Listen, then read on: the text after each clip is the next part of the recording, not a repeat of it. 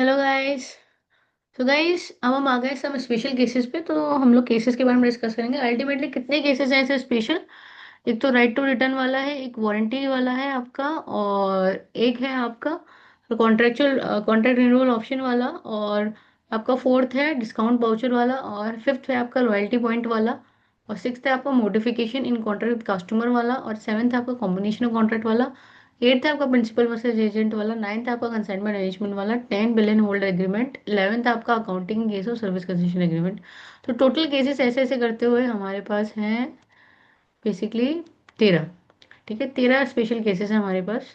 देखो जल्दी जल्दी से पढ़ के इसको हम लोग खत्म करते हैं, ठीक है। तो सबसे पहला है आपका some special case, accounting in case of sales with right to return. ठीक है, तो भाई राइट टू रिटर्न के केस में ये है कि अगर मान लीजिए वारंटी मतलब for example right to return मतलब है कि मान लीजिए कि कुछ कुछ चीजें हैं, हमें पता है कि यार कि जैसे मान लीजिए मैंने कह दिया कि 10 दिन में अगर कोई प्रोडक्ट आपको ये एसी की सर्विस पसंद ना आए, ठीक है, 30 दिन है, तब आपको इसी की सर्विस प्रोवाइड करेंगे। ठीक है, अगर आपने एमसी ली हुई है और अगर आपको 30 दिन के अंदर हमारी सर्विस अच्छी नहीं लगी, ठीक है, तो आप हमें, ठीक है, हम आपको पैसे वापस कर देंगे। तो इस केस में क्या होगा, रिवेन्यू जितनी प्रोबेबिलिटी है, ठीक है, उतना ही आपका, जितनी प्रोबेबिलिटी है राइट ऑफ रिटर्न की, उतना ही आपका रेवेन्यू कॉन्ट्रैक्ट लायबिलिटी में चला जाएगा, उतना रेवेन्यू आप रिकॉग्नाइज नहीं कर सकते हो। ये बोल रहा है entity shall recognise revenue for the product which are not expected to be return. तो आप उसी के लिए प्रोडक्ट के लिए रेवेन्यू रिकॉग्नाइज करोगे जो कि आपको एक्सपेक्टेड नहीं कि वो वापस होगा। Refund liability for the product which are expected to be return, आप उन सब प्रोडक्ट के लिए रिफंड लायबिलिटी क्रिएट करोगे जो प्रोडक्ट आपको वापस करने की उम्मीद लग रही है। So inventory cost for right to recover product which are expected to be return. ठीक है, तो आप उसे क्या बनोगे, क्योंकि वो आपके इन्वेंट्री एसेट्स है, आपने अभी सीओजीएस डेबिट टू इन्वेंट्री करके उसको निकाल दिया था, लेकिन अल्टीमेटली है तो आपकी इन्वेंट्री अभी भी वो, है ना। तो जब जनरल एंट्री के पास होगी, bank account debit to sale to refund liability और inventory to P and L. ठीक है, आप अपना क्लोजिंग स्टॉक बढ़ा दोगे उससे, क्यों? क्योंकि आपको प्रोबेबिलिटी लग रही है कि भाई ये तो सामान वापस आना ही है, मुझे तो क्लियरली लग रहा है। तो ये है, तो note amount of restocking fees charge on return product as a compensation for packaging and shipping cost. हाँ, आपने क्या किया कि आपने कहा जैसे अमेजोन है, अमेजोन 10 दिन का रिटर्न होता है वहाँ पे ऑप्शन, ठीक है। अब अमेजोन के केस में 10 दिन का रिटर्न ऑप्शन होता है, तो इसमें पैकेजिंग और शिपिंग कॉस्ट भी तो है आपकी, है ना। तो उन्होंने कह दिया कि ठीक है हम आपको रिटर्न कर देंगे प्रोडक्ट, लेकिन उस पे जो पैकेजिंग का खर्चा है, जो उसको डिलीवरी का खर्चा है, वो आपसे रिकवर कर लेंगे, तो वो आपका रिवेन्यू माना जाएगा अमेजोन का, है ना। दूसरा केस है वारंटीज का। वारंटी केस में दो टाइप की वारंटीज होती है, एश्योरेंस वारंटी और सर्विस वारंटीज। एश्योरेंस वारंटी जो होती है वो प्रोडक्ट के साथ ही आती है, ठीक है। तो क्या होता है, इनबिल्ट होती है प्रोडक्ट में due to requirement of law. तो इसका जो ट्रीटमेंट करते हैं वो एज पर इंडिया 37 करते हैं, और उसके अकॉर्डिंग आप एक्सपेक्टेड वारंटी ऑब्लिगेशन का प्रोविजन बनाते हो। तो क्या है, जनरल एंट्रीज होती है, क्योंकि डेफिनेटली हमारा खर्चा है, ठीक है, तो warranty expense debit to provision for warranty. ठीक है, हम उतना उसका वारंटी का प्रोविजन बना लेते हैं और उसे रेवेन्यू में रिकॉग्नाइज नहीं करते हैं। ठीक है, मतलब हम लोग क्या करते हैं उसको, bank account debit to revenue जितना भी आया है उतना रिकॉग्नाइज कर देंगे, लेकिन अल्टीमेटली वारंटी एक्सपेंस डाल के उसको वारंटी में बुक कर देंगे। ठीक है, bank account debit to revenue, revenue उतना ही रिकॉग्नाइज करेंगे जो exclusive warranty ultimately. Service warranty के केस में क्या होता है, it can be purchase separately by customer. ठीक है,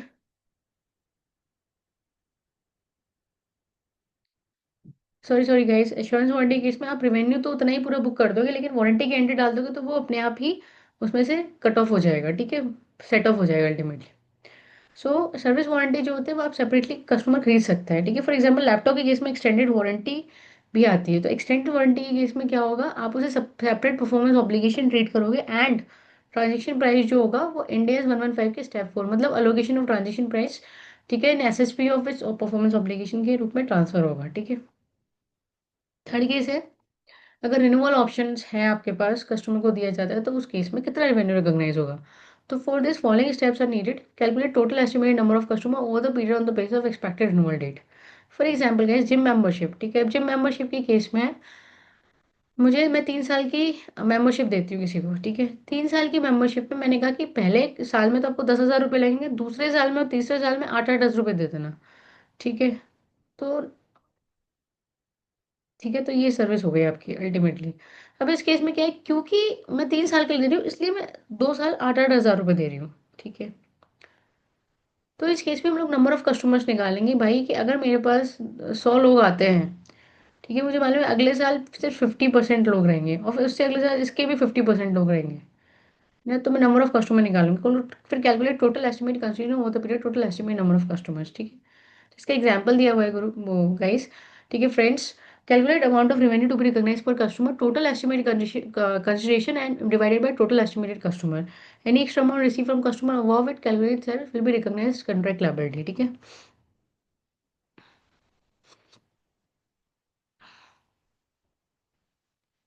ठीक है, इसका एक एग्जांपल है,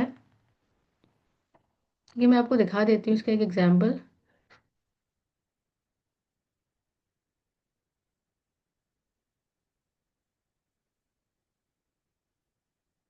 ये देखिए एग्जांपल 2 है।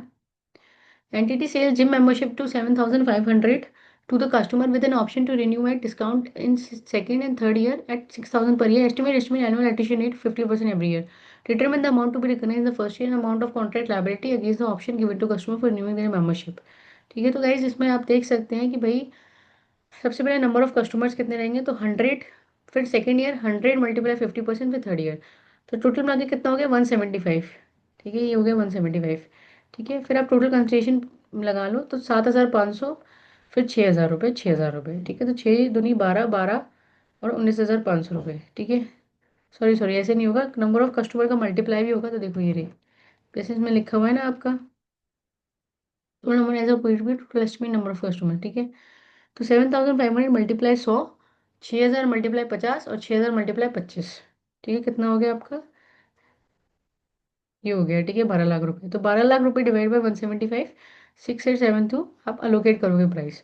सो based on above it is to be noted although entities collected 7,500 but the revenue can be recognised 6,000 8,500 per customer. ठीक है, per membership and remaining 6,403 is required as a contract liability against the option given to customer for renewing their membership and discount.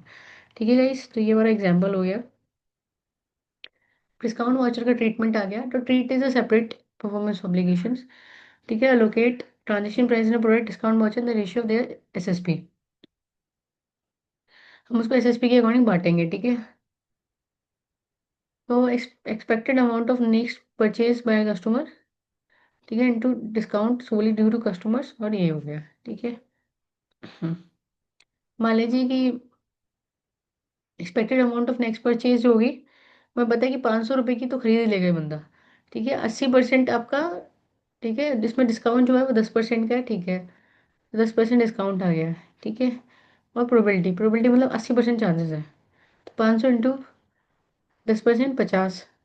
ठीक है, 50 रुपये के multiply 80%, 40 रुपये chance, तो S S P इसके निकल गया 40%। ठीक है, amount of transaction allocated to products recognise revenue, amount of transaction allocated to discount voucher recognized contract liability. So this amount will be related to revenue when customer uses this voucher on next purchase on expiry of discount voucher period. ठीक है, इसको हम तभी revenue recognise करेंगे जब आप इस voucher को नेक्स्ट परचेज में यूज करोगे एक्सपायर होने पे। इसका डिस्काउंट वाउचर में आपको एग्जांपल दे सकती हूँ, ये देखो ये रहा।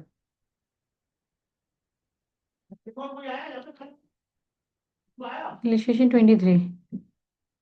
ठीक है, तो ये इलिस्ट्रेशन 23 आप लिख सकते हो, आप ये पढ़ लेना। ठीक है, इसमें ये क्लियरली एग्जाम्पल भी दिया हुआ है, कि इसमें देखो, इसमें आप नीचे बढ़ोगे तो entity believe the 80% likelihood the customer will redeem the voucher on an average customer will purchase 500 of additional product consequently the entities estimated standard share price of the discount is 120। ठीक है, तो इसमें निकाला हुआ है 500 बर्बरी परचेज है, purchase of, ठीक है, आपका 500 रुपये परचेज प्राइस है, एडिशनल डिस्काउंट सॉरी वो जो एडिशनल प्रोडक्ट है उसका 30% इंक्रीमेंटल डिस्काउंट है, 80% लाइक्लीहुड ऑफ चांसेस है, तो ये कितना निकल गया 120 रुपये। अब 120 रुपये आपकी कॉन्ट्रैक्ट लायबिलिटी हो गई। ठीक है,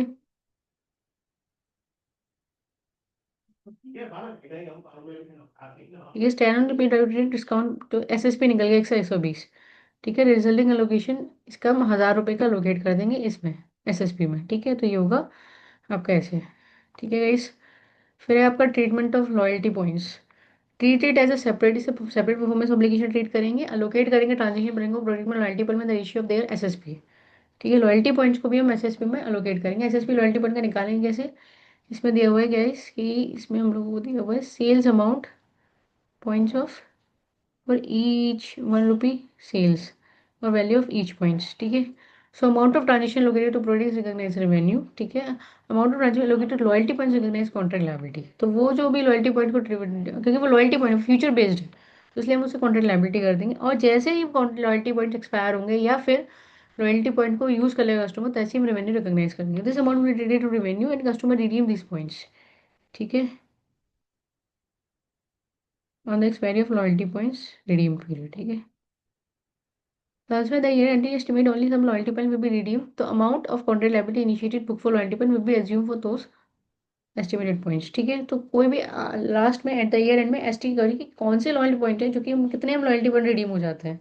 मान लीजिए हमारे पास टोटल लोगों के लॉयल्टी पॉइंट हो गए 1 लाख, हमें पता है कि इसमें से 2% प्रोबेबिलिटी है कि इतने लॉयल्टी पॉइंट रिडीम हो जाएंगे, बाकी तो एक्सपायर होने हैं। तो उतने ही हम कॉन्ट्रैक्ट लायबिलिटी इनिशियली बुक करते हैं, ठीक है। फिर गाइस छठवा आता है मॉडिफिकेशंस। अगर कस्टमर जो भी हम कॉन्ट्रैक्ट कर रहे हैं उसमें मॉडिफिकेशन होता है तो इसके 3 केसेस दिए हुए हैं। पहली बात तो मॉडिफिकेशन की वजह से गुड्स और सर्विस जो है वो कॉन्ट्रैक्ट में ऐड हो रहा है, तो price in the contract increase by SSP of additional goods और सर्विस, तो treat it as a separate contract, ठीक है।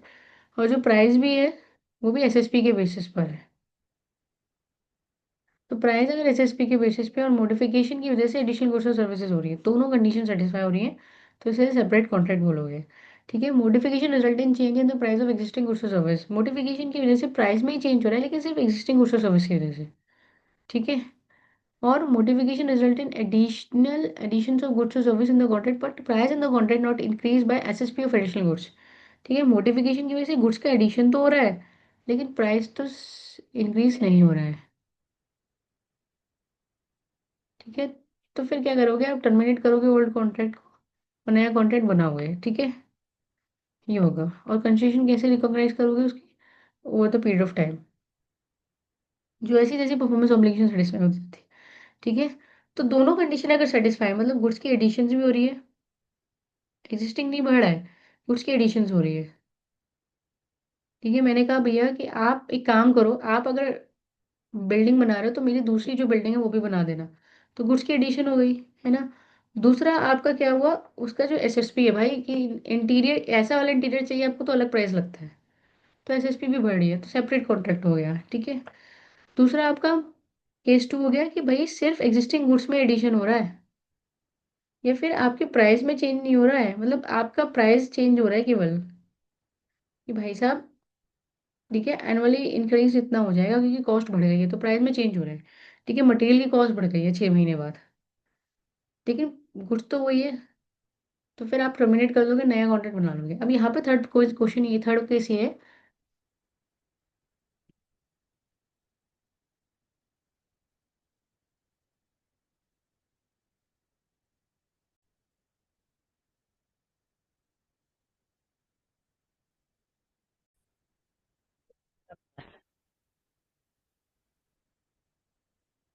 तो गई केस नंबर थर्ड, सबसे पहले तो modification result in increase in labour hours. अब क्या हुआ है, लेबर आवर्स हमने कह दिया कि भाई नो, हमने जितना बजटेड किया था कॉन्ट्रैक्ट में उससे ज्यादा ही हमारे आवर्स लग रहे हैं बिल्डिंग बनाने में, ठीक है। तो फिर इस केस में या कोई भी मॉडिफिकेशन केस में इसे as a part of existing contract समझा जाएगा और रेवेन्यू को हम क्यूमुलेटिव कैचअप बेसिस पे हम रिकॉर्ड करेंगे कि हमें रेवेन्यू अब तक कितना रिकॉर्ड करना चाहिए था और हमने कितना रिकॉर्ड किया, तो जो भी गैप आएगा हम उससे अपने रेवेन्यू को एडजस्ट कर देंगे, ठीक है। Combination of contract, entity shall combine two और मोर कॉन्ट्रैक्ट, ठीक है, एंटर्ड विद सेम कस्टमर, ठीक है। आप टू और मोर कॉन्ट्रैक्ट सेम कस्टमर के साथ दो से ज्यादा आप कॉन्ट्रैक्ट जब कंबाइन करते हो, ठीक है, तो उसे सिंगल कॉन्ट्रैक्ट ट्रीट किया जाता है। और वो भी कब? जब कॉन्ट्रैक्ट जो होते हैं वो एज अ सिंगल पैकेज जो है नेगोशिएट किए जाते हैं और concession of one contract depends on the price and performance of other contract, ठीक है। मतलब क्लाइंट जो है कह दिया, मैंने कह दिया कि भाई अगर आप इसका इंटीरियर कर रहे हो मेरे घर का, ठीक है, तो आप दूसरे वाला जो घर है मेरा उसका भी कर देना, ठीक है। अब क्योंकि मैं आपसे 2 घर करवा रही हूँ, ठीक है, तो भाई सही प्राइस लगा लो, तो एज अ सिंगल पैकेज ले रही हूँ मैं इंटीरियर डिजाइन का, ठीक है। तो वो भी आपका क्या हो जाएगा, सिंगल कॉन्ट्रैक्ट माना जाएगा, ठीक है। और कंसेशन ऑफ वन कॉन्ट्रैक्ट जो है वो डिपेंड करती है price and performance on other contract, ठीक है। और या फिर गुड्स और सर्विस जो है वो प्रॉमिस की गई है कॉन्ट्रैक्ट में, वो सिंगल पे है, ठीक है। वो सिर्फ एक ही परफॉर्मेंस ऑब्लिगेशन है, सीरीज है लेकिन एक ही परफॉर्मेंस ऑब्लिगेशन है, ठीक है। तो ये भी होता है आपका, ठीक है। कॉम्बिनेशन ऑफ कॉन्ट्रैक्ट में आपको एक एग्जाम्पल दिखा देती हूँ।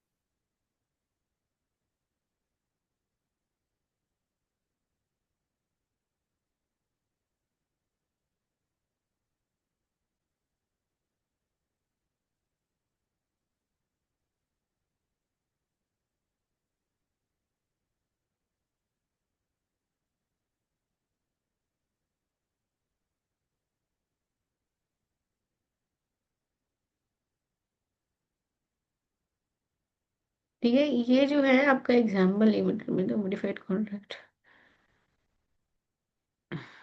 ये कॉम्बिनेशन वाला इलिस्ट्रेशन 7 जो है वो आपका कॉम्बिनेशन वाला कॉन्ट्रैक्ट कॉम्बिनेशन वाला है, ठीक है। तो ये एग्जाम्पल है, ठीक है।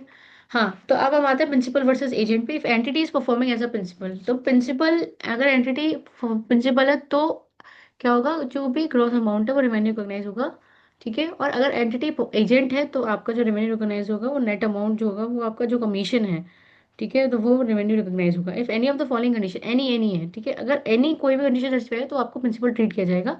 एंटिटी जो है वो आप फुल कॉन्ट्रैक्ट फुलफिल करने के लिए प्राइमरी रिस्पॉन्सिबल है, ठीक है। एंटिटी के पास या फिर इन्वेंट्री, इसके मतलब सारा इन्वेंट्री का कंट्रोल उसके पास है।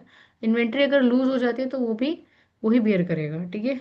और प्राइस डिटरमिन करने में उसका डिस्क्रिशन है। अगर इन तीनों में से कोई भी कंडीशन में फॉल करती है एंटिटी तो वो प्रिंसिपल माना जाएगा। कंसाइनमेंट अरेंजमेंट में क्या है गाइस, कंसाइनमेंट अरेंजमेंट में entity shall recognise revenue only when the control of goods is transfer to the consignee और एंड कंज्यूमर, ठीक है। रेवेन्यू तभी रिकॉग्नाइज होगा जब कंट्रोल ट्रांसफर किया जा रहा है, नहीं तो नहीं होगा। और उसके लिए हमारी तीनों कंडीशन सेटिस्फाई होनी चाहिए, तभी वो कंट्रोल जो माना जाएगा, अदरवाइज वो नहीं माना जाएगा। It is consider control of goods has not been transfer to consignee yet, consignee के पास कोई ऑब्लिगेशन नहीं है to pay to the consignor until goods are sold to the customer, ठीक है। उसके पास कोई ऑब्लिगेशन नहीं है, ठीक है।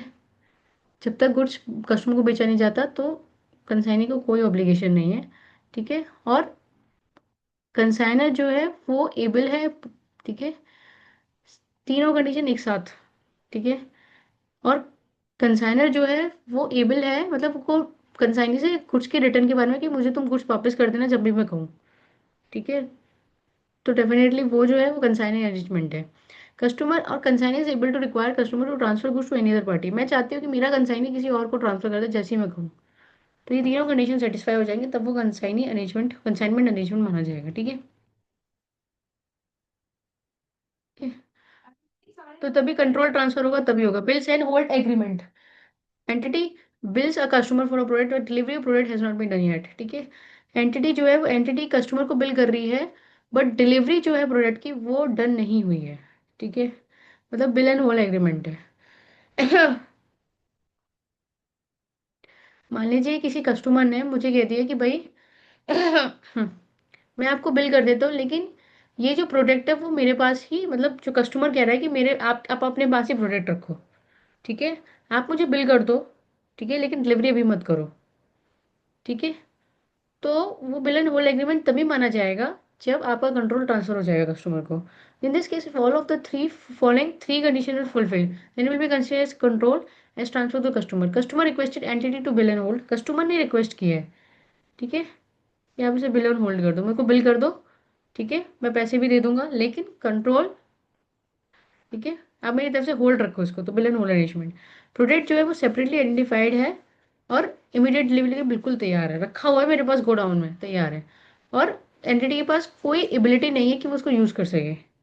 ठीक है, कोई एबिलिटी नहीं है उसको यूज कर सकने की प्रोडक्ट। ठीक है, तो तीन चीजें हो गई, कस्टमर ने रिक्वेस्ट किया है, एंटिटी उसे यूज नहीं कर सकती, और प्रोडक्ट ठीक है रेडी है इमीडिएट डिलीवरी के लिए।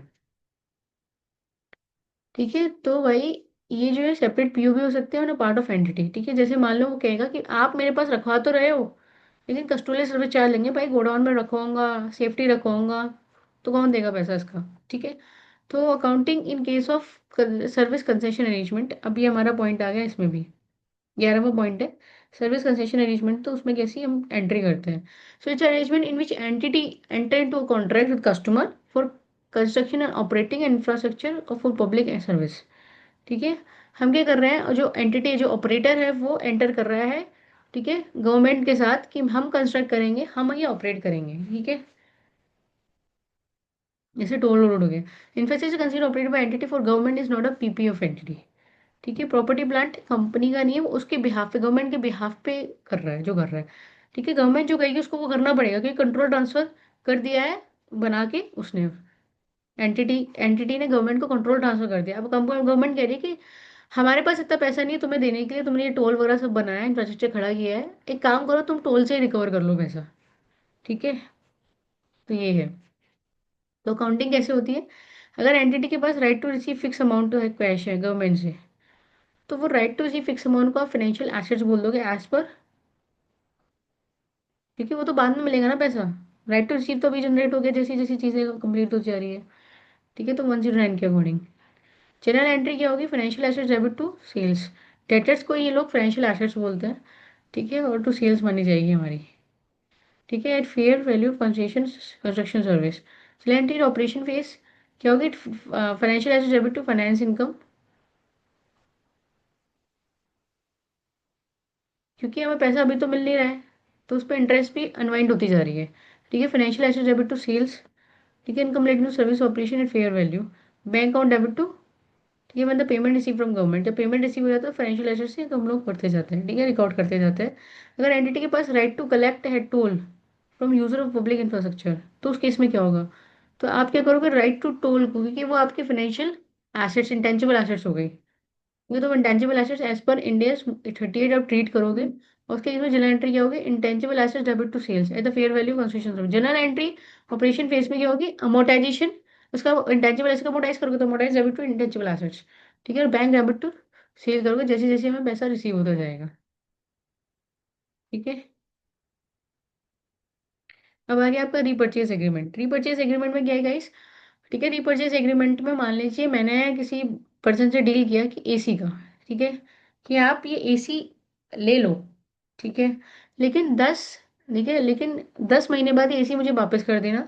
ठीक है, आप अभी 1 लाख में एसी ले लो। ठीक है, मैं 1 लाख रुपए आपने, ठीक है, 1 लाख में एसी ले लो, 1 लाख रुपए मुझे मिल गए। आप जो वापस करना मुझे, ये वापस करना 1,10,000 में।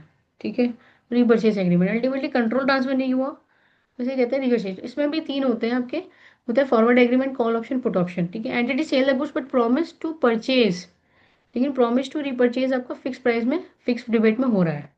ठीक है, इस केस में अकाउंटिंग क्या होगी, अगर एंटिटी प्रोडक्ट को सेल कर रही है लेकिन उसके पास ऑप्शन भी है, मैंने कहा मैं तुम्हें सेल कर रही हूँ लेकिन मेरे पास ऑप्शन भी होना चाहिए कि मैं तुम्हें फिक्स प्राइस और फिक्स रेट पर परचेज कर सकूँ फिर से। ठीक है, तो एक तरह से फाइनेंसिंग अरेंजमेंट है। ठीक है, इफ द रीपरचेज, ठीक है, अगर रीपरचेज मान लीजिए 10,000 है और ओरिजिनल सेलिंग प्राइस जो है 9,000 है, तो भाई आप क्या कर रहे हो, रीपरचेज 10,000 है, तो इट्स अ फाइनेंसिंग अरेंजमेंट। ठीक है, आप ज्यादा पैसे क्यों ले रहे हो अभी से, तो लोन ट्रीट होगा। ठीक है, मान लीजिए रीपरचेज आपका 1 साल बाद वैसे 9,000 है। ठीक है, लेकिन मैंने कहा मैं रीपरचेज 10,000 में खरीदूंगी, तो मैंने क्या किया, बस प्रोडक्ट का यूज किया, अल्टीमेटली कर क्या रही हूँ, मैं पैसा ले रही हूँ सामने वाले से लोन पे, और उस पे क्या कर रही हूँ, इंटरेस्ट एक्सपेंस पे कर रही हूँ। तो recognise financial liability of concession receive of the bank, bank account debit to financial liability हो जाएगी, लोन हो जाएगा, लोन भी कह सकते हैं इसे। Recognise the difference between concession and beginning of amount payable at the time of finance cost, तो finance cost related to financial liability हो जाएगी इसकी। ठीक है, at the time of repurchase financial liability debit to bank, मेरी financial liability खत्म हो गई, लोन टू बैंक हो गया, इसे लोन ट्रीट करेंगे। ठीक है, अगर रीपरचेज का जो प्राइस जो 10 महीने बाद मुझे अमाउंट मिलना है वो ज्यादा है, ठीक है। अगर रीपरचेज प्राइस ही कम है, मैंने कहा भाई 10,000 रुपये है, ठीक है। ठीक है, 10,000 रुपये मैंने तेरे को दे दिया। अब रीपरचेज करूंगी 9,000 में। भाई ये लीज एग्रीमेंट है। जनरली ये बिल्डिंग के केस में होता है, जैसे ऑफिस के केसेस में होता है। ठीक है। मैंने कह दिया मैं रेंट पे नहीं, मैंने कह दिया कि भाई ये मुझे बिल्डिंग दे दे। बिल्डिंग मेरी हो गई। मैंने कहा मैं तेरे को बिल्डिंग दे देती हूँ भाई। ठीक है। अब मैं तुझे बिल्डिंग देती हूँ, तो मुझे रुपए दे दे। मुझे रुपए मिल गए, मैंने बिल्डिंग सेल करते हुए दिखा दी। ठीक है, 10 लाख की बिल्डिंग थी, मैंने बेच दी उसको। लेकिन मैंने कहा कि मैं इसे रीपरचेज करूंगी। लेकिन रीपरचेज तो उसे 9 लाख में करूंगी। तो मैंने कह दिया तू एक काम कर, तू 10 लाख ऐसे करके इसे यूज कर ले। तो क्या करोगे आप, लीज पे भी तो यही करते हैं ना। तो ये है गाइस। तो आप क्या करोगे, इंडेक्स 116 आप अप्लाई करोगे। आप कंसेशन जो भी रिसीव है एट द बिगनिंग में उसे डिपॉजिट लाइबिलिटी मानोगे। To the extent of amount repurchase earn lease income. और उसे क्या कहोगे, अनअर्न कहोगे। Bank account debit to deposit liability to earn lease income. ठीक है, रिकॉग्नाइज करोगे अर्न इनकम को for the period of time, तो earn lease income debit to lease income at the time of repurchase deposit liability bank हो जाएगा। ठीक है। और अब क्या हो गया, तीसरा केस आ गया put option. Entity sell the goods, but the customer के पास ऑप्शन है कि उसे सेल बैक करना है कि नहीं एंटिटी को, एट अ फिक्स प्राइस और फिक्स रेट। ठीक है। तो accounting it is likely the customer will exercise the put option, तो रीपरचेज जो है प्राइस। ठीक है। अगर वो ज्यादा है तो डेफिनेटली लोन है। ठीक है। मैं तुझे ब्याज पे पैसा दे रही हूँ, लेकिन मैं इस तरीके से दिखा रही हूँ। ठीक है। और अदरवाइज सेम अकाउंटिंग ऐसे sale with the right to return, fund liability credit हो जाएगी। ठीक है।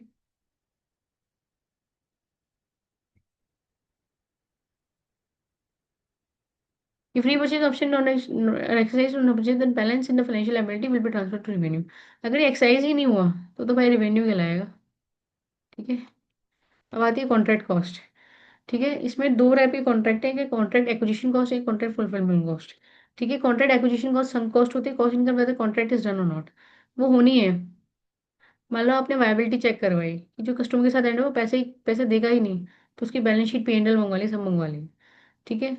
तो भाई जो भी आपने उस खर्चा किया ये सब ड्यू डिलिजेंस करवाने में, अब कॉन्ट्रैक्ट में एंटर करना है कि नहीं, वो सम कॉस्ट कहलाएगी। ठीक है। जैसे सेल पर्सन ट्रैवलिंग एक्सपेंस हो गया, तो वो P&L में एक्सपेंसिव हो जाएगा। ठीक है। Incremental cost to obtain the contract, cost incur when contract is done. ठीक है। ये कॉस्ट इनकर होगी तभी कॉन्ट्रैक्ट, जब कॉन्ट्रैक्ट होगा तभी कॉस्ट इनकर होगी, वरना नहीं होगी। Sales commission. ठीक है, recognise WIP assets amortise over the product, तुमसे आप WIP बोलोगे, मतलब मैंने पहले से पैसा दे दिया उसको, हम कॉन्ट्रैक्ट टर्म में डिवाइड कर रहे हैं। ठीक है। Cost income to fulfil the contract material labour and construction contract for building, these contract covered by any other Ind AS. ठीक है, कॉस्ट इनकर हो रही है बिल्डिंग कौन, तो मटेरियल लेबर कंस्ट्रक्शन लग रहा है बिल्डिंग में सब कुछ। तो अगर कोई और इंडेक्स कवर कर रहा है तो वो हो जाएगा, अदरवाइज अगर नहीं है तो फिर आप इसे WIP एसेट कर दोगे और अमोर्टाइज करोगे वो लोग। सो गाइस, खत्म हमारा आज का special case session. So thank you for watching.